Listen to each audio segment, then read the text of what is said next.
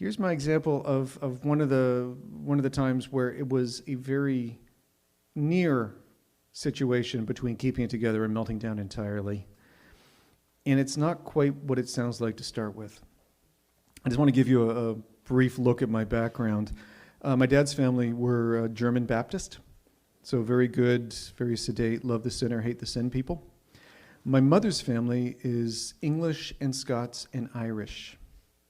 So very different kind of sense of humor, approach to things. The sense of humor tends to run between the either very dry or incredibly black.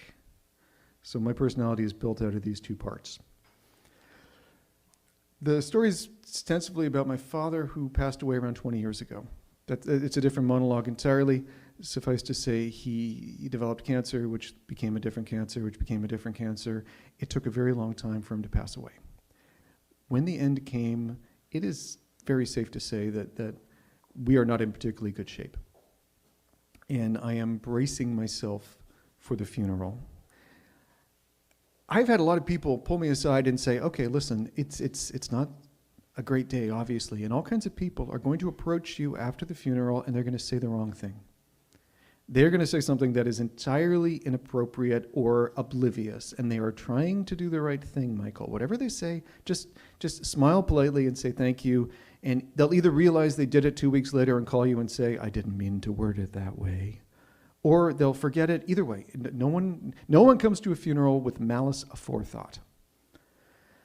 I am taking this to heart, and it's already a weird day. I had to deliver a eulogy for my father, and I got a laugh, which was not exactly intentional. I staggered out, having written something, and I said, I am so desperate right now for something that is not sadness and suffering, and the only thing I can think of is when I applied to the British Secret Service.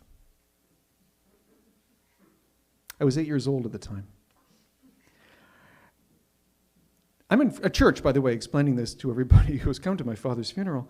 I said, I think we had watched On Her Majesty's Secret Service together, which, for the record, was my first James Bond.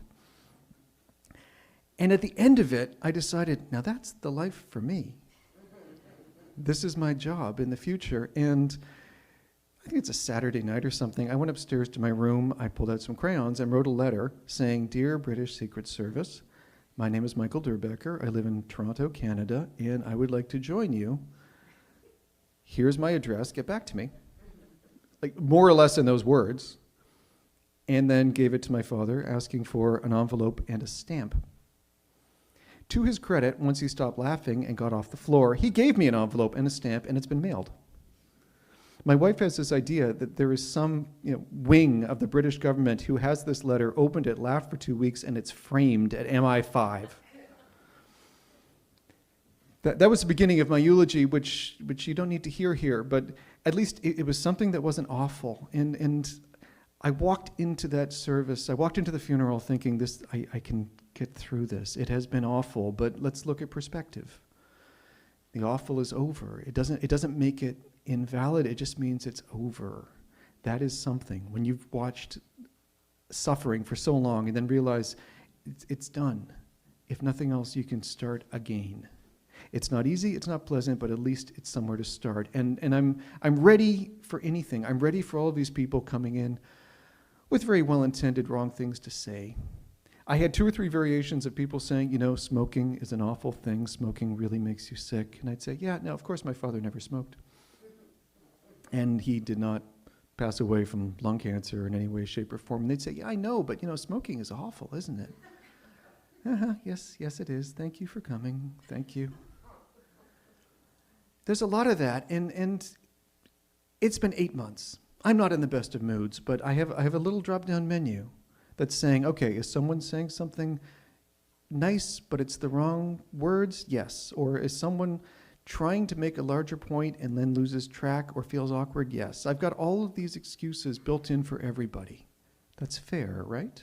And I'm going through the funeral, and all these people are coming up to me, and I can deal with it. I'm thinking, it's been awful, but at least the worst is over. I can deal. And then Angela shows up. Angela was a friend of my family's, and I honestly don't remember whether she was a friend of my mother's or my father's from his church. Very nice woman. The type of person, if you invite her for dinner, before you ask, she will have done your dishes. And if you invite her a second time, she'll bring a cake or she'll cook. And she was the type of person who would be everywhere all the time, and then she would disappear. I mean, new boyfriend, new job, new church, something like that. And then we wouldn't hear from her, or we'd hear these very brief messages how busy she was. And then she'd come back and she'd be there all the time for lunches and dinners and parties and so on and so on, and then she would disappear. I have not seen her for maybe 20 years. And she shows up at my father's funeral. She looks exactly the way I'd figure she looked 20 years later. The one thing that stands out is that she is carrying what I think is a suspiciously large purse. And she does what everyone else has done that day. She walks up to me and gives me a two-handed handshake and looks very sad and kind of smiles and goes, "I'm so sorry, Michael. He was such a nice man, and your mother was so good with him." And I'd say, "Yes, thank you. I greatly appreciate that. It's so nice to see you. It's been for so long." And she opened her suspiciously large purse, and she pulled out these frozen foil packages. And I realized it's a thermal bag. And she says, "Now, my job right now is that I'm distributing these organic entrees, and they're very good for you. Now, some of them are meat, and some are vegetarian, and they're wonderful. And you must be so exhausted. I thought these could really help."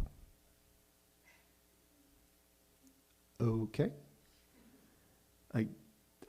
Most people either bring flowers or a donation in lieu of flowers, but I'll take it. And I said, "Oh, okay, well, thank you so much. No, but it's been so hard, and my wife and I mean, we're too tired to cook, and we're in absolutely, we're sick of takeout, so this is wonderful. Really, thank you so much. This means a lot to me."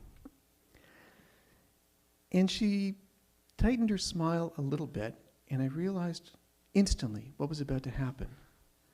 And she lowered her voice as to not embarrass me, and she said, "Now, the retail price for these items is $8.29,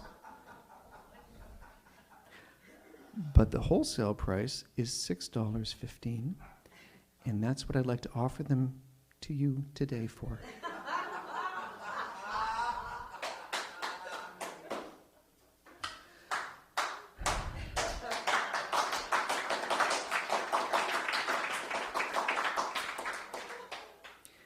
And I realized this woman has come to my father's funeral to sell me frozen food. That little pull-down menu of excuses. Is someone trying to say the right thing with the wrong words? No, this is different. Is someone trying to tell a longer story and loses track? No, this is someone who is trying to reach a month-end sales quota. I can't deal with this. This is not keeping it together for me. I looked at her and I said, "Thank you.